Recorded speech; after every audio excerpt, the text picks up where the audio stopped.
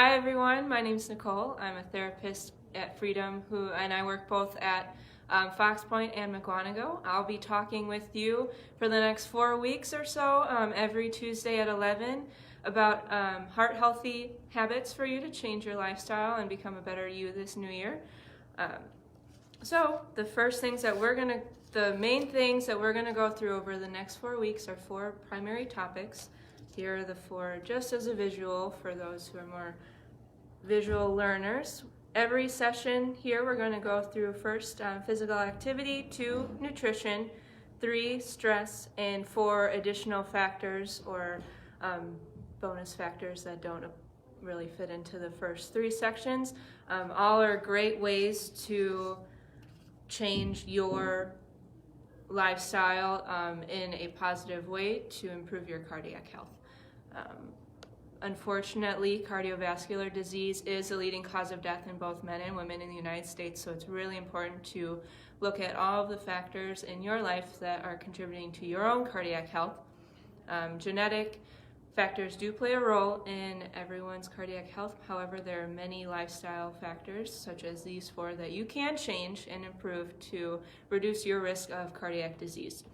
In fact, it's been found that about 80% of cardiac conditions can be modified with lifestyle changes, such as changing your physical activity, your nutrition, your stress levels, and other factors such as your weight, your blood pressure and cholesterol levels, and other things that we'll be going through. So probably the most important thing for you to remember going forward with this is that these are all options for you to be more informed about your own health. However, do not change any of your lifestyle factors or habits without talking to your doctor first. These are all of these options are not necessarily catered to your own individual needs, and it's important to discuss with your doctor what is best for you with your unique situation. So with that, we'll get started. And the great thing about this live feed through both Instagram and Facebook is that you have the option to leave comments, questions, suggestions to us during the presentation. So if you have any comments, any questions, or anything you'd like to send to us, feel free to do that now, and we'll try our best to get to it during the session. Otherwise, we'll make sure to address it either next week or we'll respond to you directly if it's more of a personal question. So feel free to leave any questions and we'll get to them as best as we can. But going forward, we'll start with our physical activity section. So since today's our first day, starting with these heart-healthy habits over the next month of February, we're going to go through the basics of how to start changing your physical activity lifestyle. So as I mentioned before, always go to talk to your doctor before you change any of your activity levels. However, it's really surprising that the Centers for Disease Control and Prevention has actually found that about 23% of adults are meeting the government's suggested guidelines for exercise. So that means that about 75% of us are not meeting the suggested level of activity per day. That level of activity per day is about 150 minutes of moderate activity or 75 minutes of vigorous activity each week, with about 2 days a week of muscle strengthening exercises. So it's amazing that only about a quarter of us are getting that level of activity. So what is a way for you to get yourself closer to that goal? Breaking down those minutes into more of a realistic and understandable view is you're looking to do about 30 to 60 minutes of exercise a day for about 5 to 7 days a week. So you do get some time off. But how do you start this process even if you haven't started any exercise at all? So the best way to start this is setting goals for yourself. The best way to set goals for yourself are called developing SMART goals, if you can see this paper there. SMART goals stand for specific goals, measurable goals, attainable or achievable goals, relevant goals, and time-bound goals. So going first to specific, let's say you want to be able to walk more. That's a pretty general goal. The way to be that more specific is say, well, I want to be able to walk to my mailbox, or I want to be able to walk a full mile during the day. So you're setting a very specific and measurable, that's the M part of SMART, section of your goal so that you can track it even better. A is attainable or achievable, so you want to set something that's realistic to you and not jump so far ahead that you aren't able to achieve your goals. So if you haven't walked at all and you want to try to get to 3 miles a day, you can't do that in a day. That's going to take you a couple months to get to, and that's okay. But think hard about what you think is realistic for you, and then you are able to achieve your goals and be more confident in yourself and stay on top of your exercise routine better. Going down to R, that's relevant. So why would you make a goal for yourself to swim more if you hate swimming? So if you find things that you enjoy and then make that your goal instead of trying to force yourself into something that you're not comfortable with, because you're not going to, you're less likely to stick to that goal and achieve it if it's not something that you enjoy or that is relevant to your life. And the last one is time bound. So if you simply say, I want to be able to walk a mile, well, do you want to be able to walk a mile in a year, or do you want to walk a mile in next week? You want to set a specific goal for you so that you can keep track of it, even in a journal or on your calendar or on your fridge, or even tell your friend or a family member what that goal is so they can keep track of it too. So that's a really nice way for you to start this physical activity goal or any other goal in your life. So I'm just going to put this up again real quick there, just so you can get an idea again of the best way for you to make a goal for yourself. All right, perfect. So then that would be probably the first thing you want to start with, and start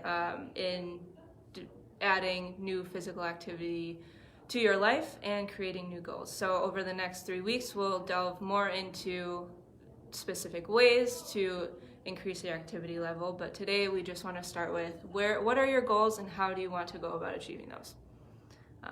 Awesome. All right, well, back onto our second part, nutrition. Similar to the physical activity section, since today's our first day going through our heart healthy habits, we'll go through the very basics of good diet and nutrition for your lifestyle. In subsequent sections, we'll review more of the popular heart-healthy diets, such as the DASH diet or the Mediterranean diet, to give you better information on what those diets entail, so that you can ask your doctor more about those. But for just today, we'll go through very basic parts of a healthy diet, what to generally avoid, what to add more to your plate of, and then we'll go from there over subsequent sections. So, first, a big topic in the news is fat in your diet. Generally, the fat content should be about 25 to 35% of your total daily calories. But everyone talks about what is the good fat, what is the bad fat? Generally, the fat that you like to look at and have more of in your diet are fats such as polyunsaturated fats and monosaturated fats. So not all fats are bad. Fats are actually great for the brain. It keeps the brain working longer, and cravings go down if you eat these healthy fats instead of a bunch of carbs and sugar. So these polyunsaturated fats and monounsaturated fats are in foods such as fish, sunflower seeds, olives, avocados, corns, and other foods like that. So those are great things to look for in regards to fat. Fats to avoid are generally the saturated fats and the trans fats. Saturated fats usually come from animal products and dairy products, and trans fats are in a lot of the processed foods such as fries, cookies, crackers, and a lot of things that come in packaging most likely has trans fat. Some packages do show that the level of trans fat that is in it. However, all packaging doesn't necessarily show exactly the level of trans fat. Usually if you have less than about 0.5 on your trans fat per package, they don't need to show that. So just be aware that the nutrition facts are not always what they seem. So look at your foods and say, well, is this a healthy option for me, or should I avoid these foods? Oftentimes, if you go to the grocery store, that big middle section of the grocery store are your packaged foods, ones with plastic wrappers and things like that. Those are great things to avoid. And the sections around the outside are the sources of better fats, such as vegetables, meat, fish, and other products like that. Going down to sodium, salt is a huge factor too in your cardiac health. Generally, you're aiming for about 2,300 milligrams per day of sodium. So that's a great thing to keep track too when you're reading your nutrition labels. And sugar is probably one of the most popular things, especially in our society here in America. It's actually, on average, us Americans, we eat about 22 teaspoons of sugar, added sugars per day. The suggested guidelines for sugars is only 6 teaspoons for women and 9 teaspoons for men. So we're eating at least 15 extra teaspoons of added sugars in our diet, which is really a huge amount. So it's really important to look at that factor when you are deciding what foods to eat. And finally, for today, generally you want to look at adding more plants to your plate, such as fruits and vegetables. A good way to look at this is to try to revolve your meals around the plants versus revolving your meals around meat or things like that. So if you are to have beef for dinner, then you try to add some extra vegetable to it. Think, all right, I'm having a broccoli, some sort of broccoli mix for dinner with a little bit of meat, such as fish or beef. So that's a really great way to kind of change your mindset as to how do I fill up my plate with more healthy options versus a lot of carbs and red meats. And generally you want to have about 5 cups of fruits and vegetables a day. So that's a great way to monitor your progress in that sense. All right, great. So that's kind of our starting point of our nutrition education. As I mentioned before, going forward, we'll go into more detail on common diets and how you can implement those strategies in your lifestyle if your doctor decides that that is something beneficial to you. All right, moving on forward to number 3, if you can see that, is stress. So stress plays a large role in many of our lives, especially with running to work, having kids, having social obligations, financial obligations, and that can build up quick. And then sometimes if you feel like you're getting swamped with all those things, that can add to, that can really impact your health and your body's ability to cope with these added stressors. So today we are going to start with practicing some very simple de-stressing techniques, and then as I mentioned before, going forward we'll try some other options as well. But today we'll first start with diaphragmatic breathing. Generally, if you have added stress levels in your life, you can increase your risk for cardiac concerns by about 2.5 times more likely than someone who feels like they are not as stressed in their life. Stress can change your digestive system. It can create anxiety, headaches, depression, sleep problems, increase your weight gain, changes your memory, concentration issues, can cause high blood pressure, and obviously heart disease or stroke. So all of these do contribute. Stress does have a contribution to all of these factors, potentially. So as I mentioned before, we're going to go through a bit of diaphragmatic breathing to you better utilize your breathing muscles versus your accessory muscles. So while you're breathing, your diaphragm should be doing most of the work to expand your rib cage and expand your lung to get your optimal amount of air into your lungs. However, it's been suggested that in stressful situations and people who do not correctly optimize the use of their diaphragm, they overutilize accessory muscles to breathing, which are your sternocleidomastoid muscle, which starts here and goes all the way down to your collarbone, and also your scalenes muscles that attach just about here and attach up to the upper portions of your ribs. So they, when your diaphragm isn't being utilized as well, you compensate by overusing the muscles up in your neck, and you can develop more of this upper chest breathing posture. That you feel like almost you can't take a full breath, you feel stuck up in your chest. So we want to be able to better utilize your stomach and your diaphragm muscle to take a fuller breath during the day. So we have Brady here as our patient to show the best way to start practicing diaphragmatic breathing in your day. So I'm just going to bring this over here. Okay, Brady, go ahead, lie to your back. And the best way to start this at home is to just bend your knees so that your feet are flat on the table as well. Perfect. So I'm just going to step around here. So the first step in learning how to better utilize your diaphragm versus your upper accessory muscles is to place one hand over your chest, basically over your heart, good, and one right on your belly. Perfect. So the best way to know if you're breathing diaphragmatically is that your belly rises more than your chest rises. So Brady's going to give an example of someone who breathes more through their accessory chest muscles versus their stomach muscles. So you're going to see that his right hand over his chest rises higher than the hand that is over his belly. And you can see it almost sort of brings his shoulders up to his ears. He's not fully expanding his rib cage, and is just overall a not as efficient way to breathe. So how do we switch to the ability to breathe more through your stomach? So one option is to, if you have the ability to, focus more on your hand that's on your stomach. And as you can see, he's starting to expand his belly towards the ceiling and push his stomach up, better utilizing his diaphragm versus his neck muscles.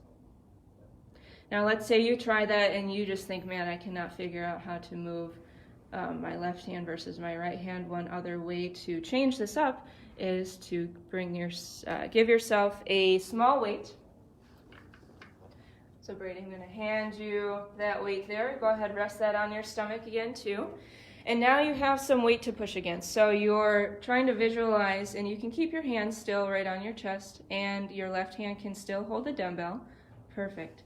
And then you have a weight to push against it. So you're trying to push that weight up towards the ceiling and then drop that weight back down.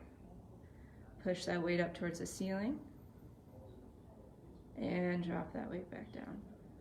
Brady's doing an awesome job at diaphragmatically breathing. Awesome. All right.